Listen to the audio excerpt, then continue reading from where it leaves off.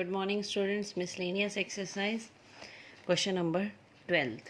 Question number 9 10th binomial के हैं और जो 11th क्वेश्चन है वो मीन का है। तो कर रहे हैं क्वेश्चन नंबर 12th में है suppose we have 4 boxes A B C D containing coloured marbles. Given है आपको ए में रेड कितने हैं, वाइट ब्लैक, इसी तरह बी बॉक्स में है red white black, C D में one of the boxes has been selected, a single marble is drawn from it, and if the marble is red, what is the probability that it is drawn from box A, B and C? 3 probability आपको निकालनी है, box A, box B और C। तो हम एक ही निकालेंगे, same हो जाएगा B और C का। तो मार्बल कैसा आना चाहिए, red. One of the 4 boxes is selected. तो let A B the event that drawing red marble और E1 E2 E4 these are the events that we select box A B C and D। तो ए event मान ली हमने कि red marble आएगा और E1 से E4 तक इवेंट्स मान ली कि फर्स्ट बॉक्स सेलेक्ट करें, सेकंड या थर्ड या फोर्थ। तो चारों में से कोई भी बॉक्स आ सकता है, तो चारों की प्रोबेबिलिटी हो जाएगी इक्वल, दैट इज़ 1/4। A/E1 का मतलब क्या है, red from the first box. Red from the first box क्या है, आपके पास फर्स्ट बॉक्स यानी ए में रेड कितने हैं, 1, और टोटल कितने हैं, 6 3 9 और 1 10। तो प्रोबेबिलिटी क्या हो जाएगी, 1/10। A/E2 का मतलब क्या है, red from box B. B में रेड कितने हैं, 6, टोटल कितने हैं, 6 2 8 2 10, 6/10। E3 यानी सेकंड थर्ड यानी सी में से, बॉक्स सी में से रेड निकालना है। रेड कितने हैं, 8, टोटल कितने हैं, 10। तो A/E3 8/10। A/E4 means red marble. ए क्या माना था हमने, red marble. E4 means D box. D box में रेड मार्बल कितने हैं, 0, तो 0/10 दैट इज़ 0। तो सबसे पहले हमें क्या निकालना है, प्रोबेबिलिटी दैट जो रेड मार्बल है that comes from box A. Box A means we have to find Bayes theorem P of E1/A। P of E1/A बन जाएगा P of E1 A/E1, E1 A/E1 plus P of E2 A/E2, E3 A/E3, E4 A/E4, total probability. तो E1 1/4, A/E1 1/10। इसी तरह E1 E2 E3 E4 इन सब की value है 1/4 और A/E2 A/E3 A/E4 इन सब की वैल्यू पुट की। कैंसिल नहीं करना है क्योंकि यहाँ पर भी एलसीएम 40 बनेगा, यहाँ पर भी एलसीएम 40 बनेगा, तो एज इट इज़ रखना है। ऊपर आ जाएगा 1, यहाँ आ जाएगा 1 + 6 + 8, 14 + 1 दैट इज़ 15। ये 0 हो जाएगा, तो आंसर आ जाएगा 1/15। Next is question number 13. Assume that chances of a patient having a heart attack is 40%. Patient को अटैक आने के चांसेस दे रखे हैं 40%। तो हमने लेट क्या ए B the event that person has heart attack. तो ए की प्रोबेबिलिटी कितनी हो गई यहाँ पर, 40%, that is 40/100 0.40। It is also assume that a meditation and yoga course reduce the risk of heart attack by 30%।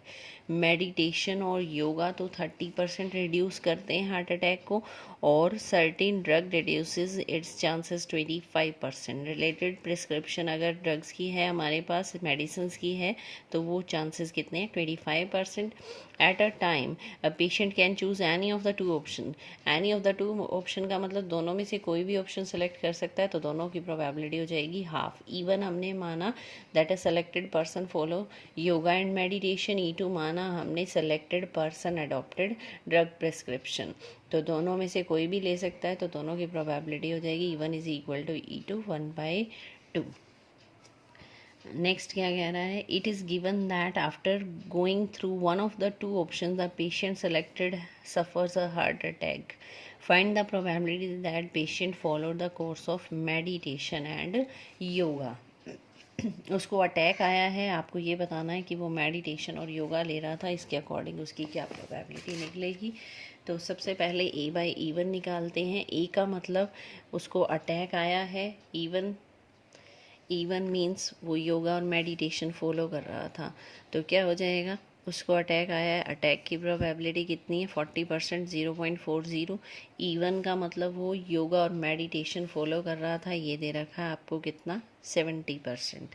तो ये हो जाएगा आपका, तो ये 70% कैसे आएगा? उसने कहा था हार्ट अटैक रिड्यूस हो जाता है अगर वो योगा और मेडिटेशन कर रहा है 30% रिड्यूस हो जाता है। इसका मतलब अटैक आने के चांसेस कितने हैं? 70%। तो ए बाई इवन का मतलब से अटैक आया है और वो योगा और मेडिटेशन कर रहा था, तो अटैक आया है, रिड्यूस नहीं हुआ है, तो ये इसका कॉम्प्लीमेंट हो जाएगा 70%। इसी तरह ए बाई E2 निकालेंगे। A means person has a heart attack, E2 means he followed drug prescription. तो अगर वो ड्रग प्रिस्क्रिप्शन ले रहा है तो कितने परसेंट चांसेस हैं रिड्यूस होने के? 25% चांसेस हैं। और अटैक आने के चांसेस कितने हो जाएंगे? 100 माइनस 25, दैट इज़ 75%। तो A by E2 means attack has come and he follows the drug prescription, तो 0.40 पी ऑफ ए। और E2 की क्या हो जाएगी? 0.75। अटैक आया है क्योंकि ये तो रिड्यूस कर रहा था, तो इसका कॉम्प्लीमेंट लेंगे 75%। तो आपको निकालना है वो योगा और मेडिटेशन फॉलो कर रहा था, that means E1 by A. P of E1 A by E1, E1 A by E1 plus E2 A by E2। Total probability है ये हमारी पी ऑफ ए। तो E1 E2 A by E1 A by E2 सारी values हमारे पास हैं, simple put करनी है। Next 14th question, if each element of a second order determinant is either 0 और 1। सेकेंड ऑर्डर डिटर्मिनेंट है तो हमारे पास कितने एलिमेंट होंगे? 4। हर एलिमेंट या तो 0 या 1 होना चाहिए। What is the probability that value of determinant is positive? Assuming that individual entries of determinant are chosen independently, each value being assumed with probability 1/2। हर एक की कितनी हो जाएगी? 1/2। ये सारी वैल्यूज़ पॉजिटिव भी होनी चाहिए, ये भी देखना है। तो total number of determinants of second order with each element 0 and 1। Second order में 0 और 1 हर आपके पास दो ऑप्शन हो जाएंगी। 4 एलिमेंट आ सकते हैं 2 क्रॉस 2 के ऑर्डर में, सेकेंड ऑर्डर में। तो दो ऑप्शन है, इसके पास भी 2 ऑप्शन है, यहाँ भी 2 ऑप्शन, यहाँ 2, यहाँ 2 ऑप्शंस।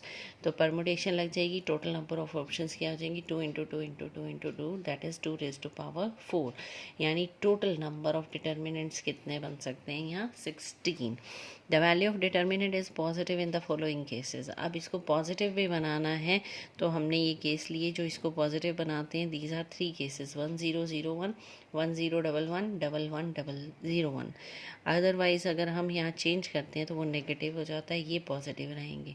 तो रिक्वायर्ड प्रोबेबिलिटी क्या हो जाएगी? 3/16।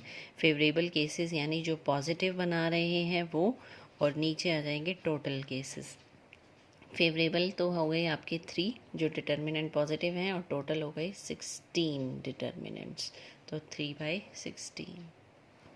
15. An electronic assembly consists of two systems A and B for previous testing procedures. The following probabilities are given. A fail हो जाता है, B fail alone, A and B fails, ये given है। A fails and conditional है क्या? Condition दे रखी है यहाँ पर, B has failed, A alone has failed.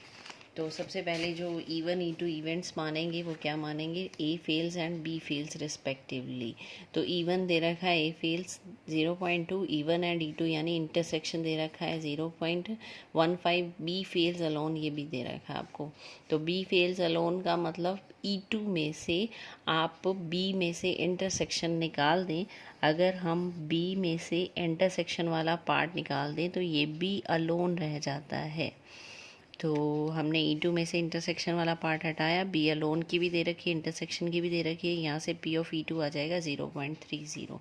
तो P of E1 by E2 निकालना है। फर्स्ट केस में E1 intersection E2 by E2, intersection की वैल्यू भी है, E2 की भी हमने निकाली है, ये आ जाएगा 1/2, that is 0.5। A fails alone, A fails alone का मतलब ये केस का मतलब जो आपका ए है, पी ऑफ E1 है, उसमें से इंटरसेक्शन वाला पार्ट माइनस करना है। P of E1 minus E1 intersection E2, E1 दे रखा है आपको 0.2, इंटरसेक्शन की वैल्यू है 0.15, तो ये आ जाएगा 0.05। Next 16th, bag 1 contains 3 red, 4 black, 4 red, 5 black. 1 ball is transferred from bag 1 to 2. एक बैग में है हमारे पास 3 रेड 4 ब्लैक 4 रेड 5 ब्लैक। एक बॉल ट्रांसफ़र की गई, we don't know the colour, तो let E one be the event that red ball is transferred from first to second, E two be the event that black ball is transferred from first to second. Next क्या कह रहा है, after transfer the ball so drawn from found to be red colour. उसके बाद एक bag 2 में से ball निकालनी है, वो रेड कलर की होगी। Find the probability that transferred ball is black. तो क्वेश्चन क्या है, एक बॉल यहाँ से यहाँ ट्रांसफ़र की गई, फिर सेकंड बैग में से एक बॉल निकाली गई, वो रेड होगी, और आपको ये बताना जो फर्स्ट ट्रांसफ़र की गई थी वो ब्लैक है। तो E1 E2 माने हमने फर्स्ट से सेकंड में जो ट्रांसफ़र की रेड और ब्लैक, तो रेड कितनी है 3, टोटल कितनी है 7, 3/7, ब्लैक है 4, तो 4/7। ए B the event that red ball come drawn from the bag 2। ए माना हमने कि सेकंड जो बैग में से निकालेंगे वो रेड बॉल होगी। A/E1 का मतलब है सेकंड में से रेड निकालनी है, जबकि आप एक रेड ट्रांसफ़र कर चुके हो, तो रेड ट्रांसफ़र हो गई, तो ये 5 हो गई, 5/10। अब ये केस फिनिश हो गया। A/E2 का मतलब है सेकंड बैग में से रेड निकालनी है, जबकि आपने एक ब्लैक ट्रांसफ़र की है। ब्लैक ट्रांसफ़र की है तो रेड कितनी है 4 ही है, टोटल कितनी हो गई 10, तो 4/10। तो A/E1 A/E2 भी आ गया हमारे पास। हमें निकालना है E2/A, क्योंकि इसने कहा था जो ट्रांसफर्ड बॉल है वो ब्लैक होनी चाहिए, means we have to find P of E2/A। Bayes theorem लग जाएगी, E2 A/E2, नीचे आ जाएगी total probability, all values are here, we only put it, we get the answer 16/31। 17 A and B are two events, P of A is not equal to 0, B/A is equal to 1। इनमें से कौन C option correct है वो बताना है। B/A कितना दे रखा है 1, तो B/A का क्या फॉर्मूला होता है, P of B intersection A/P of A। यहाँ पर इसकी वैल्यू 1 दे रखी है, यहाँ 1 पुट की, ये क्रॉस किया, तो P of A क्या हो गया A इंटरसेक्शन B। इसका मतलब जो A है वो क्या है B का proper subset, E subset of B, क्योंकि जो इंटरसेक्शन ए के इक्वल आ रही है, इसका मतलब E subset of B. Option A is correct. 18th में है P of A/B is greater than P of A, then which option is correct? A/B is greater than P of A। A/B का formula लगाया, intersection B/P of B, यहाँ पर इसको cross कर दिया, अब P of B को यहाँ लेके आए, ये बन गया P of B/A। तो P of B/A is greater than P of B। P of B/A is greater than P of B। Option C is correct। If A and B are two events, A plus B minus P of A and B, A and B का वाला intersection ये P of A की equal है, तो इसमें से कौन C option correct है। तो आपको गिवन है A plus B minus P of A and B, that is intersection, ये P of A की इक्वल है, ये P of A आपका कैंसिल हो जाएगा, यहाँ से ये आ गया P of B minus P of A intersection B is equal to 0, P of B is equal to intersection. तो P of A/B का फॉर्मूला क्या हो जाएगा, A intersection B/P of B। A intersection B की value क्या है P of B, तो P of B/P of B क्या हो जाएगा 1, that is P of A/B is equal to 1। तो P of A/B is equal to 1, option B is correct. तो ये थी मिसलेनियस एक्सरसाइज, चैप्टर 13 फिनिश हो गया है। Thank you.